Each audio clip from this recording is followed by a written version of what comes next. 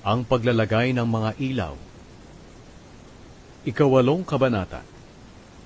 Sinabi ng Panginoon kay Moises, sabihin mo kay Aaron na kung ilalagay na niya ang 7 ilaw, kailangan na maliwanagan ng ilaw ang lugar sa harapan ng lalagyan nito. Kaya ginawa ito ni Aaron. Inilagay niya ang mga ilaw na ang sinag nito ay nagliliwanag sa harapan, ayon sa iniutos ng Panginoon kay Moises. Ang buong lalagyan ng ilaw, mula sa ilalim hanggang sa itaas, ay ginawa mula sa ginto, ayon sa disenyo na ipinakita ng Panginoon kay Moises. Ang pagtatalaga ng mga Levita.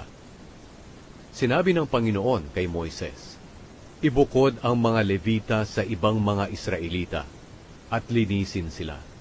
Ganito ang gagawin mong paglilinis sa kanila. Wisikan mo sila ng tubig na ginagamit sa paglilinis.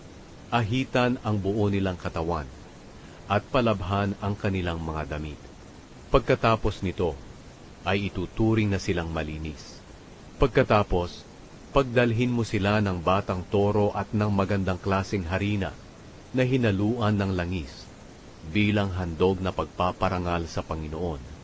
Pagdalhin mo rin sila ng isa pang batang toro, bilang handog sa paglilinis. Pagkatapos tipunin mo ang buong mamamayan ng Israel, at italaga ang mga Levita sa harap ng toldang tipanan.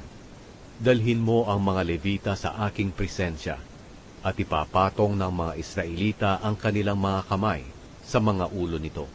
Si Aaron ang magtatalaga sa kanila sa aking presensya, bilang espesyal na handog mula sa mga Israelita, para makapaglingkod sila sa akin. Pagkatapos ipapatong ng mga Levita ang mga kamay nila sa ulo ng 2 toro na handog para sa akin.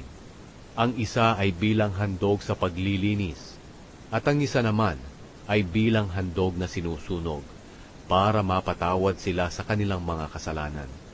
At patatayuin sila sa harapan ni Aaron at ng mga anak niyang lalaki, at itatalaga sila bilang espesyal na handog sa akin. Sa pamamagitan nito, ibubukod mo ang mga Levita sa ibang mga Israelita, at magiging akin sila. Pagkatapos na malinisan mo ang mga Levita, at maitalaga sila sa akin bilang espesyal na handog, makapaglilingkod na sila sa toldang tipanan. Sila ang mga Israelita na ibinukod para lang sa akin, kapalit ng lahat ng panganay na lalaki ng mga Israelita. Dahil ang bawat panganay sa Israel ay akin, tao man o hayop. Nang pinagpapatay ko ang lahat ng panganay ng mga Ehipsyo, ibinukod ko para sa akin ang lahat ng panganay na lalaki ng Israel. At kinuha ko ang mga Levita, kapalit ng lahat ng panganay na lalaki ng Israel. Sa lahat ng mga Israelita, ang mga Levita ang pinili ko na tumulong kay Aaron at sa mga anak niyang lalaki. Maglilingkod sila sa toldang tipanan para sa mga Israelita, at gagawa sila ng mga seremonya para sa kapatawaran ng kasalanan ng mga Israelita, para walang panganib na dumating sa kanila kapag lumapit sila sa toldang tipanan. Kaya itinalaga nila Moises, Aaron at ng buong mamamayan ng Israel ang mga Levita, ayon sa iniutos ng Panginoon kay Moises. Naglinis ang mga Levita ng kanilang sarili, at nilabhan nila ang kanilang mga damit.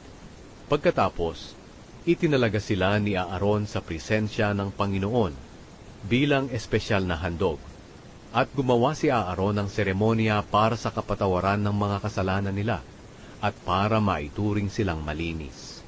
Pagkatapos noon, naglingkod na ang mga Levita sa toldang tipanan sa ilalim ng pamamahala ni Aaron at ng mga anak niya. Kaya ginawa nila sa mga Levita ang iniutos ng Panginoon kay Moises. Sinabi ng Panginoon kay Moises, para sa mga Levita ang mga tuntuning ito. Magsisimula ang mga Levita sa paglilingkod sa toldang tipanan sa edad na 25, at titigil sila sa paglilingkod sa edad na 50. At kapag magre-retiro na sila, maaari silang makatulong sa kapwa nila Levita sa pamamagitan ng paglilingkod bilang tagapagbantay sa tolda. Pero hindi na sila gagawa ng mga gawain sa tolda. Ganito ang paraan kung paano mo ibibigay ang mga tungkulin sa mga Levita.